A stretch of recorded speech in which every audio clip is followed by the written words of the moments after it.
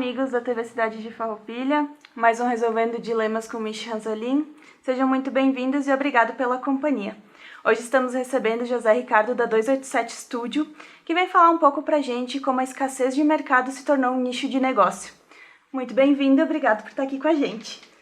Muito obrigado, Michele, pela oportunidade, pelo convite de estar aqui contando um pouco do nosso trabalho. E inspirando, né? Porque eu acho que a tua história vai inspirar muitas outras pessoas a seguir nesse caminho de encontrar nichos de mercado que hoje estão escassos.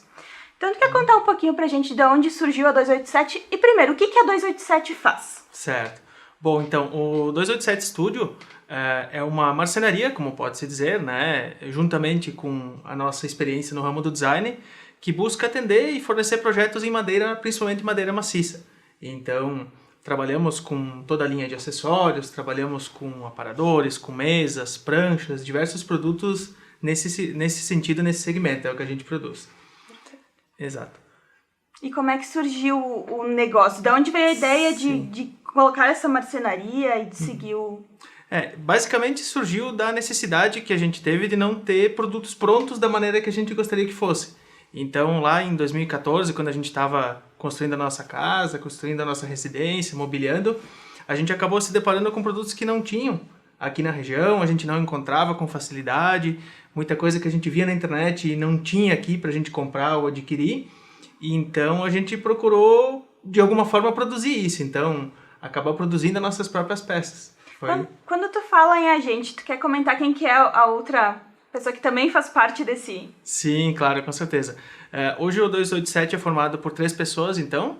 Sou eu que cuido mais da parte comercial, atendimento a clientes, a gente tem a parte do desenvolvimento também. A minha esposa, a Aline Ranzolin, que é a nossa grande parceira nisso também. E a outra pessoa é meu pai, então, que ele é marceneiro, com grande experiência nesse mercado, nesse segmento. Já faz mais de 40 anos que ele trabalha com isso. Então, a gente procurou aliar forças, cada um nas suas competências, então procurar formar uma equipe o quanto mais competitiva, o quanto mais qualificada possível para atender esse mercado, esse segmento que estava, de certa forma, desabastecido. Perfeito, então isso quer dizer que é uma coisa que vem de geração. Esse amor, essa paixão por trabalhar com madeira já vem de antes. Sim, na verdade, desde do meu avô. Então, ele é natural de Feliz e eles vieram para Farroupilha na década de 70. Meu avô era carpinteiro, na verdade ele era construtor de galpões, de olarias, de igrejas, trabalhava com madeira e carpintaria. E quando eles vieram para Farroupilha, então, se depararam com o mercado aqui um pouco escasso nesse sentido, nesse segmento, e acabaram buscando o móvel em si, o móvel de madeira, que na época era muito procurado também.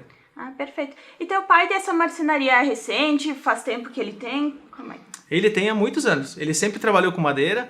Então, inicialmente, ele era o meu avô e o meu pai e os demais irmãos, então, que trabalhavam juntos, e depois eles acabaram se separando. Depois o meu avô também faleceu, então meu pai tem a marcenaria há muito tempo, mas teve um momento em que eles trabalharam juntos, e depois o meu pai sempre trabalhou sozinho daí com isso. E tu ajudava quando era pequeno na marcenaria, então? Foi o teu primeiro trabalho? Esse foi o meu primeiro trabalho, quando era gurizinho lá com 7, 8 anos. Todo mundo costuma dizer que começou cedo e para mim não foi diferente, né? Quando eu era bem pequeno eu já comecei com isso, tive os primeiros contatos com a madeira, depois acabei indo para outros segmentos, fui para a parte comercial, fui para outros rumos dessa vida e depois cursando design. Há um tempo agora a gente voltou a trabalhar com isso também, acabamos se encontrando nisso, que é o nosso chão, onde a gente se sente bem. Perfeito. E como é bonito isso, né? Porque antes tu foi trabalhar com o teu pai e agora, mesmo que teu pai mantenha a marcenaria, tu trouxe o teu pai pra dentro da 287, né? Exatamente. Juntou os dois de novo no mesmo sonho e na mesma paixão. Exatamente. E tu quer comentar um pouquinho por que a escolha da madeira e não do MDF, por exemplo? Sim. A gente também produz móveis em MDF, sobre algumas demandas específicas, algumas coisas com acabamento bem primoroso, uma coisa bem trabalhada, mas a gente se dedica à madeira por alguns aspectos. O primeiro deles é o diferencial, a parte estética da madeira que nunca vai ser igual. Então você vai ter o mesmo tipo de madeira, com o mesmo acabamento, mas o resultado sempre vai ter um toque particular em cada peça, porque a madeira é única. Tu não tens como reproduzir ela de uma mesma tora, das mesmas tábuas, fazer peças idênticas, é muito difícil. Então esse é um dos pontos que a gente procura trabalhar com ela. Outro ponto é pela nobreza que ela traz ao ambiente e às peças onde ela está colocada. Então elas são, como eu já comentei anteriormente, peças únicas, e a madeira tem um toque especial, um toque natural, que o MDF muitas vezes não consegue transmitir da mesma forma, sabe? E por fim, a gente está buscando explorar essa escassez de matéria-prima aqui na região, que é pouco explorado o móvel de madeira. Então, existe madeireira, existe a madeira para construção, para carpintaria, mas para o móvel a gente tem uma escassez também de profissionais aqui que trabalham com isso. Então, a gente quer atender esse nicho. Até porque ele é bem delicado, né? Lidar com a madeira, ela requer muitos acabamentos, né? Exatamente. E toda uma preparação, não é o simples fato de cortar, laminar e entregar, né? Exatamente. É um produto bem diferente para se trabalhar. Existem as marcenarias de MDF e as de madeira, mas são processos, como você comentou, bem diferentes. A madeira requer uma mão de obra maior, um tempo maior empregado para você ter a peça pronta. Então, desde a escolha da madeira para determinado ambiente ou determinado local, ou conforme a necessidade que o cliente nos passa, né? E a preparação dela. Desde separar, cortar, lixar ela de forma adequada, se for necessário fazer aplicações com correções de cor, de tonalidade, tudo isso, e depois o acabamento final. Nossa. Então é bem diferenciado mesmo. E é bem detalhado mesmo, né? Eu não sabia dessa questão das cores. Tu consegue adequar as cores, então, assim, uma tonalidade, alguma coisa deixar um pouco mais escuro, se a pessoa prefere? Sim, tem como fazer isso. Claro que o importante sempre é procurar deixar a madeira o quanto mais natural ela for, melhor. Então, se ela está na natureza dessa forma, se a prancha é dessa forma, por exemplo, ou a tábua, enfim, a peça, é interessante que a gente mantenha a característica natural dela. Mas, claro, se for necessário, através de tingimento, é possível sim. É possível a gente escurecer ela, ou tem uma madeira mais clara, eu preciso um tom mais marrom, um tom vermelho, tem como a gente fazer sim. Perfeito. E que a gente comentou isso que os dois são designers, tá? Tanto a Aline quanto o Ricardo, eles são designers. Vocês sentiram essa necessidade e essa dificuldade de encontrar profissionais da área, né? Isso que vocês projetaram todos os móveis, vocês tinham toda a questão de criar o projeto. Para quem está em casa nos assistindo, que quer entrar em contato com vocês e não faz ideia do que quer, por onde começar? Sim. A gente consegue auxiliar os clientes quanto ao projeto, então isso a gente consegue sempre dar todo um suporte nesse sentido, mas é importante que o cliente sempre nos traga alguma referência, alguma coisa assim para nos dar um norte de para onde começa o trabalho. É difícil a gente conseguir adivinhar a mente do cliente. E às vezes é o que a gente sempre comenta, um móvel rústico. Para mim o rústico pode ser diferente do que para você. Dependendo das nossas vivências, da nossa experiência, você pode considerar o rústico de maneira diferente. Então, quanto à madeira também. É importante que o cliente sempre traga alguma referência, alguma foto, alguma imagem que ele achou, algum produto que ele achou interessante. Ou, eu gostei da forma desse produto, mas seria legal com essa tonalidade de madeira. Esse tipo de informação é bem rica para a gente conseguir captar o que o cliente precisa e daí conseguir desenvolver o melhor produto que fique dentro do que ele está esperando. E além da madeira, então, assim, também o produto se torna único e especial, né? Para o cliente, para ir na casa do cliente e agregar ainda mais. Exato. E essa questão das madeiras de demolição, vocês trabalham muito com essa linha de demolição também, né? Para o pessoal entender em casa, o que é a madeira de demolição? Da onde que ela surge? Certo. Aqui na nossa região a gente tem uma grande quantidade de casas antigas no interior, tem galpões, paióis, galinheiros, diversos desses galpões antigos que por muitas vezes estão esquecidos no nosso interior. Daqui a pouco foram feitos um galpão novo, foram feitas residências novas e ficaram lá. Então a gente aproveita esse material, até como uma forma disso ter um apelo sustentável, né? A gente simplesmente não está fazendo lenha. Muitas vezes ficaria no interior, ia cair, ia apodrecer, ou então o pessoal ia acabar fazendo lenha com isso. A gente consegue trazer uma vida nova a essas peças, né? Então, trata-se de um garimpo, pode-se dizer, a gente tem que garimpar essas peças no interior, e aí faz todo o processo de tratamento. Então, precisa desmontar, precisa retirar pregos, ferragens, as coisas que porventura tenham, depois fazer tratamento com anticupim, no caso, essas coisas, e depois cada peça vai ser tratada de acordo com o projeto daí. Perfeito, então. E comenta um pouco mais sobre hoje o que vocês oferecem, que tipos de móveis, se é qualquer tipo de móvel, se vocês têm algum limite de ter que ser até tal tamanho. A gente tem diversas frentes de trabalho, pode-se dizer. Então, a gente tem alguns produtos em série, que são de tamanho de pequeno porte. Tem alguns ganchos em formato de folha, a gente tem algumas bandejas, tem tábuas de corte, tem tábuas de servir. Toda essa linha que a gente tem isso em série. Vamos colocar assim. Depois a gente tem algumas peças únicas que a gente produz. Por exemplo, a gente detectou lá que tem uma prancha que ela é super exclusiva e ela se aplicaria muito bem em uma mesa de centro. A gente fabrica peças únicas e vende isso como produto final. Eu tenho alguns caibros de demolição, alguma coisa, isso teria uma utilidade ótima para um aparador, ficaria uma peça única. A gente produz dessa forma. E tem também a questão do sob medida, que a gente desenvolve conforme o cliente necessita. Então, diversos produtos para casa, para o escritório, para o lazer, para o quiosque, para todos os ambientes a gente pode desenvolver projetos em madeira. Ótimo. E se a pessoa tiver uma prancha de madeira em casa, principalmente o pessoal do interior acaba tendo um pouco mais, eles podem aproveitar essa prancha? Claro, tem como a gente fazer esse trabalho. Diversas pessoas nos procuram com toras, com pranchas, até com a própria madeira nova que tenha guardada. Fiquei com madeira guardada, eu pretendia fazer uma mesa, nunca fiz.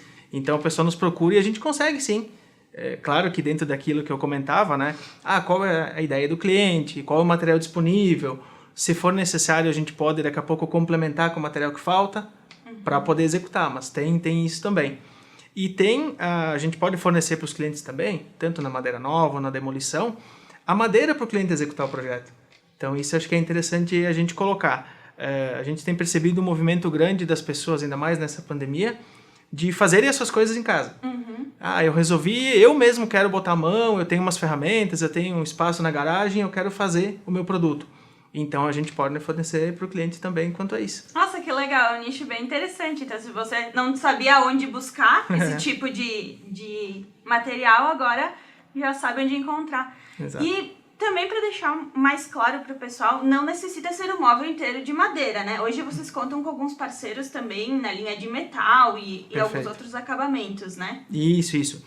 O móvel pode ser construído todo de madeira ou ele pode ter complementos, né? Até o próprio MDF pode servir como um complemento, a própria estruturas tubulares, estruturas com diversos acabamentos em metal, fazem um bom complemento para o produto.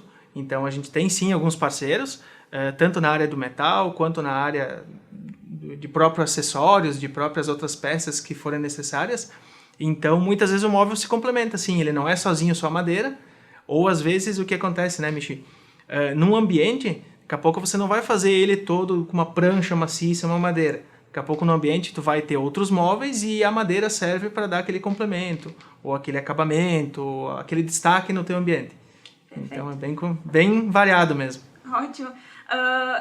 Eu tive a oportunidade de acompanhar e ver nas redes sociais de vocês que vocês fizeram esses dias uma lareira, né? Uma daquelas lareiras ecológicas, assim que se chama? Sim, isso. Então, o cliente levou a lareira, a parte metálica, até vocês e vocês fizeram o acabamento. Quer me contar um pouquinho sobre esse projeto? Sim. Foi bem interessante. O cliente nos procurou porque ele já tinha essa lareira dele e ele, inclusive, já tinha usado por 1 ou 2 invernos ela. E não tinha acabamento, não tinha onde apoiar isso. Então ele tinha de uma forma improvisada e nos procurou justamente para a gente fazer o complemento para ele. Então nesse projeto específico a gente usou madeira de demolição, uma madeira com aspecto rústico, e a gente definiu, quando ele deixou o produto com nós, qual era o nível de rusticidade, se pode-se dizer dessa forma, que ele queria nesse projeto. Você quer o rústico bem aparente, os cantos quebrados, aquela coisa, furo de prego, a história da madeira, ou você quer uma peça mais lisa, mais acabada? E aí optou-se pelo meio termo. Então, nesse projeto dele, acabou não ficando nem aquele rústico, aquele bruto, que ficaria agressivo até, porque se torna, nesse caso, uma peça de decoração, e nem o produtinho acabado, aquela coisa lisa e uniforme. Então, ficou com os traços da madeira, ficou com as marcas do tempo, mas com um bom acabamento. Então, ficou bem interessante, ficou bem jóia. Realmente é um projeto muito bonito. Se vocês ainda não acompanharam, podem ir lá na rede social, @287studio, que vai encontrar esse e muitos outros projetos. Inclusive um que é sucesso, que é a tábua com bordas orgânicas, né? Isso. Também se torna uma peça única, porque, vamos ver se eu tô correta, são fatias da tora, isso? Isso. É uma maneira diferente da gente explorar a tora. Então, o que seria a borda orgânica, para explicar? São as laterais de uma prancha, por exemplo, que ainda contém a lateral da tora. A prancha não foi refilada. Ou então, a borda orgânica, nesse caso que você citou, são fatias realmente de uma tora. Ao invés de você pegar a madeira e cortar ela e fazer pranchas, a gente corta no outro sentido e faz umas bolachas de madeira, vamos dizer assim. E aí, com isso, sim, a gente consegue produzir tábuas de corte, a gente consegue produzir mesas de centro, até peças como aparadores, enfim, tem uma variedade enorme de usos, né? E essa peça se torna nobre porque ela mantém todo o desenho da madeira em si. Então, ao invés de ser uma prancha refilada, lisa, ela traz todo o desenho dela, que é um aspecto mais natural da madeira, sabe? E deixa um acabamento lindo em qualquer ambiente, né? Ele faz toda a diferença num ambiente, né? Exatamente. Eu acho muito bonito esse tipo de acabamento. Se torna uma peça única mesmo. Dificilmente você vai conseguir, por mais que seja no mesmo pedaço de madeira, você não vai ter duas peças iguais. Cada uma vai ser diferente. Cada uma tem a sua história, né? Exatamente. E falando um pouquinho pra gente, então, da parte mais burocrática da empresa, né? Porque também se percebeu esse nicho de mercado, se percebeu essa necessidade, mas não se largou tudo correndo pra ficar só com a estúdio, né? Claro. Como é que foi essa transição pra ficar somente com a 287 agora? Certo. O 287, como a gente comentava no início, né? Surgiu de uma necessidade. E isso também nos gerou satisfação. Pô, a gente conseguiu fazer nossas peças, deu certo, a gente percebeu que é interessante. Realmente, a gente naquele momento pensou, pô, é um nicho a ser explorado. E a gente começou a trabalhar isso em paralelo, realmente, com o nosso trabalho do dia a dia, com as nossas coisas. A gente via muita gente pedindo, né? Chegando na casa de vocês e tendo o gancho folhinha, que vocês vão olhar depois nas redes sociais. Mas ele chama muita atenção. Ele é um gancho de organização, né? Que ele serve, por exemplo, no caso ali no início da porta para pôr casaco, para pôr bolsa, mas ele serve para qualquer ambiente, né? Exato. E isso chamava atenção, as pessoas iam até a casa de vocês e queriam esse mesmo produto, né? Exatamente. A gente viu a necessidade, a gente percebeu que a nossa necessidade era de outras pessoas também. A gente viu que aquelas coisas que nos faltavam no dia a dia, um organizador de uma gaveta, as pessoas também precisavam disso. E aí a gente começou a explorar isso devagarinho, né? Começou a introduzir alguns produtos no mercado, começou a ter alguns contatos. Uma coisa importante que, como eu mencionei também, a escassez de madeira que a gente tem aqui. Então a gente tem que buscar muito em fornecedores, tem que correr muito para a gente conseguir. E isso levou um tempo, ainda está nos tomando bastante tempo para a gente conseguir desenvolver um trabalho bacana.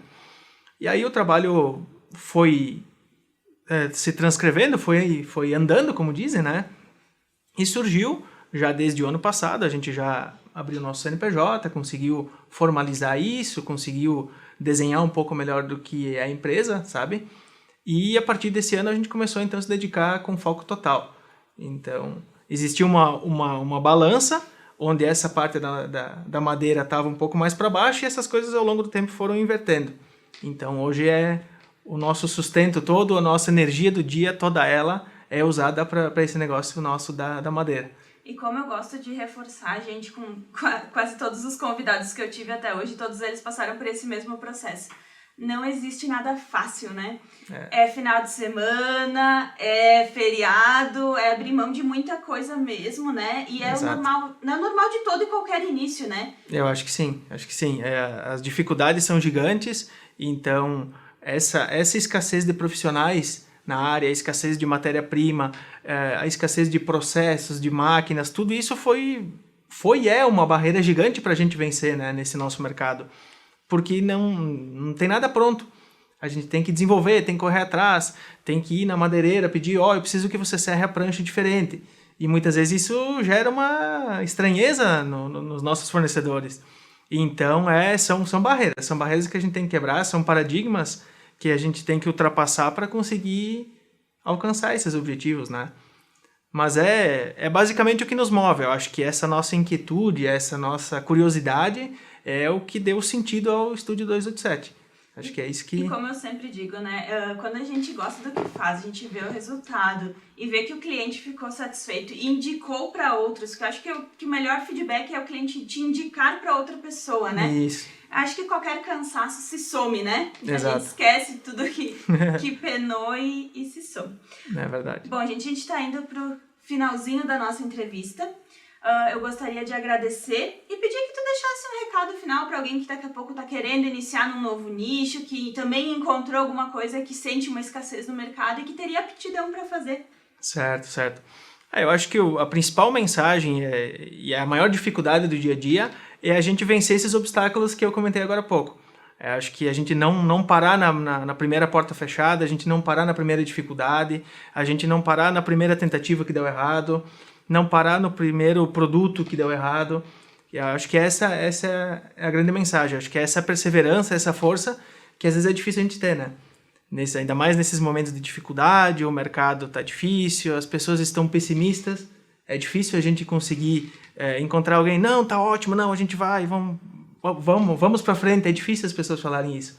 Então, a gente tem que buscar dentro de nós mesmos uma automotivação diária para que a gente consiga alcançar todos esses objetivos, sabe? E também não entrar no vitimismo, né? Pegar e aproveitar é uma época difícil, a gente jamais tá dizendo que não é um período que tá complicado, tá mesmo para todos os setores, mas tentar encontrar soluções, né? Acho que é esse o detalhe, adaptar-se, né? A realidade tá aí, a gente não tem como mudar, mas tentar extrair o melhor dessa pandemia também que veio para nos... E eu acho que tem, nesse momento, muitas oportunidades. Por mais que isso também seja um clichê, nas dificuldades encontram-se as oportunidades, mas acho que é verdade. Acho que agora muita gente teve tempo de parar um pouco, de ter um pouco mais de calma para fazer as coisas, e isso nos fez ver bastante coisa, ver oportunidades, ver como a gente pode ajudar os nossos clientes, ajudar os nossos fornecedores, fazer experiências, fazer testes. Esse momento nos dá um pouco de tempo, então acho que tem sim bastante oportunidade, o ano não está perdido. Eu acho que tem bastante coisa boa para acontecer aí nos próximos meses. Perfeito. E a gente ser solidários um com o outro, se dar a mão, se ajudar, né? Acho que essa pandemia serviu muito para isso também, para a gente incentivar as empresas, para a gente olhar quem está ao nosso redor e incentivar a empresa local. Que eu acho que isso fortalece uma sociedade inteira, não só pegar produtos de fora, mas valorizar o que está aqui, né? Exatamente. Se a gente tem condições e tem produtos e demandas daqui, vamos aproveitar e valorizar. Exatamente. Região, né? Usar de dicas, usar de ideias, juntos se desenvolver, né? Daqui a pouco você com o teu fornecedor, você com o teu cliente, você com o teu vizinho, juntem ideias, juntar forças para que a gente consiga ser mais criativo, consiga ser melhor. Perfeito, então. Então, vou encerrar já. Infelizmente, chegamos ao final do nosso programa. Queria te agradecer pela tua disponibilidade, pela troca de ideias. E se quiser deixar as redes sociais da 287 para o pessoal seguir. Perfeito, muito obrigado, Michele. Obrigado pela oportunidade novamente. Sim, nós temos então os perfis no Instagram, que é @287studio, e perfil no Facebook também, @estúdio287. E vocês podem conferir lá, tem todo o nosso material. E vão conseguir nossos contatos lá também, nos chamem, conversamos, trocamos ideias. Precisarem também de uma ajuda quanto a um projeto, não que a gente precise executar ele. Precisarem dicas de ajuda, a gente vai estar à disposição. Perfeito, muito obrigada. E para vocês que estiveram com a gente até agora, muito obrigada pela disposição, muito obrigada por terem acompanhado. Lembre que podem sugerir pautas para os programas e qualquer sugestão vai ser muito bem-vinda. Muito obrigada e até o próximo programa.